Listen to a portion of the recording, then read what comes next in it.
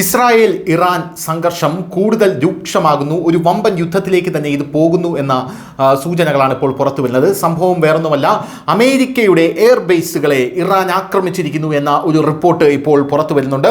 Iran Israel സംഘർഷം രൂക്ഷമാകുന്ന സാഹചര്യത്തിൽ ഇറാഖിലെ US സൈനിക കേന്ദ്രത്തിന് നേരെ ഡ്രോൺ ആക്രമണമാണ് ഇറാൻ നടത്തിയിരിക്കുന്നതെന്നാണ് മനസ്സിലാവുന്നത്. ഡ്രോണുകൾ വെടിവെച്ചിട്ടതായി US ഇപ്പോൾ അഭിപ്രായപ്പെടുന്നുണ്ട്. അമേരിക്കൻ താൽപ്പര്യങ്ങളെ ആക്രമിക്കുന്ന ഏതൊരാൾക്കും തിരിച്ചടി നേരിടേണ്ടി വരും എന്നാണ് ട്രംപ് പറയുന്നത്. വാഷിംഗ്ടൺ DC-യിൽ സൈന്യത്തിന്റെ 250-ാം വാർഷികം ആഘോഷിക്കുന്ന സൈനിക പരേഡിൽ സംസാരിക്കുകയായിരുന്നു ഡൊണാൾഡ് ട്രംപ്. ഇറാനുമായി എപ്പോഴും ആണവ ചർച്ചയ്ക്ക് തയ്യാറാണെന്നാണ് ട്രംപ് പറഞ്ഞത്. എന്നാൽ ഇനി ഒരു ചർച്ചയും ഇല്ല എന്നാണ് ഇറാൻ കൃത്യമായി ആവർത്തിച്ചിരിക്കുന്നത്. അതേസമയം ഇന്ന് പുലർച്ചെ നടന്ന ഇറാൻ ആക്രമണത്തിൽ ഇസ്രായേലിൽ മരണം 8 എന്നുള്ള റിപ്പോർട്ടുകളും ഇപ്പോൾ ലഭിക്കുന്നുണ്ട്. ഇറാന്റെ ആക്രമണത്തിൽ ഇസ്രായേലിന്റെ ഹൈഫയിൽ വൻ നാശനഷ്ടം ഉണ്ടായതായാണ് റിപ്പോർട്ടുകൾ. ആക്രമണം തുടരുമെന്ന് ഇറാനും ഇസ്രായേലും ഇപ്പോൾ വ്യക്തമാക്കുന്നുണ്ട്. അതേസമയം യമനിലെ ഹൂത്തി വിമതർ ഇപ്പോൾ ഇറാന് പിന്തുണയുമായി രംഗത്തെത്തിയിട്ടുണ്ട്.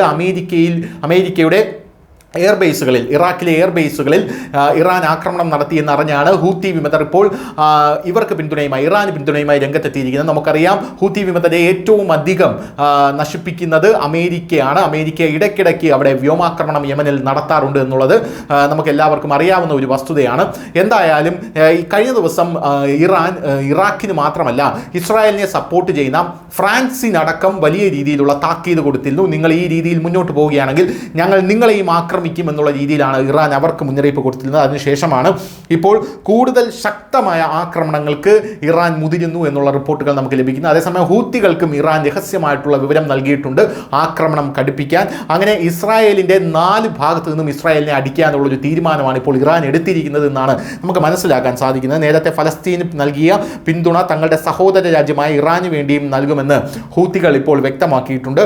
അമേരിക്കയും ഇസ്രായേലും തിരിച്ചടിച്ചാൽ പോലും പിൻവാങ്ങില്ല എന്നും ഹൂത്തികൾ ഇപ്പോൾ പറയുന്നുണ്ട്. എന്തായാലും അമേരിക്കയുടെയും ഇസ്രായേലിൻ്റെ മുമ്പിൽ ഹൂത്തികൾ പിടിച്ചു നിൽക്കുമോ എന്നുള്ള കാര്യം സംശയമാണ്. ഇറാന് വേണ്ടി ചാരപ്രവർത്തനം നടത്തിയ 2 ഇസ്രായേലി പൗരന്മാരെ ഇസ്രായേൽ അറസ്റ്റ് ചെയ്തു എന്നുള്ള വാർത്തയും വരുന്നുണ്ട്. ഇവരെ ചോദ്യം ചെയ്ത് വരുന്നതായിട്ടാണ് ഇസ്രായേലി മാധ്യമങ്ങൾ ഇപ്പോൾ റിപ്പോർട്ട് ചെയ്യുന്നത്. എന്തായാലും സംഘർഷം രൂക്ഷമാവുകയാണ്. ന്യൂസ് ഡെസ്ക്, ന്യൂസിൻ്റെ മലയാളം.